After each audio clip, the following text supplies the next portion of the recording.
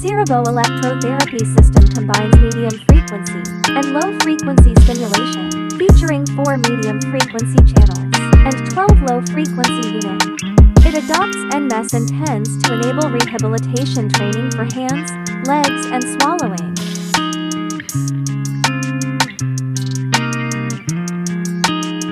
It also aids in enhancing blood circulation and accelerating the dissipation of inflammation.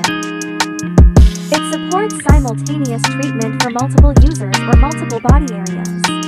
The medium frequency mode includes 10 preset programs, and the low frequency mode includes 30 preset programs.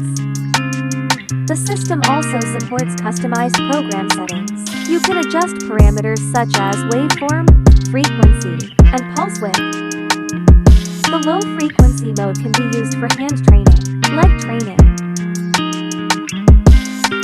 pain relief, sports injury recovery, etc. The medium frequency mode is great for cervical spondylosis, weight loss, chronic pain, etc. The wireless low frequency units can be used across different floors and rooms without spatial limitations. It's easy to use and supports multiple electrode pads.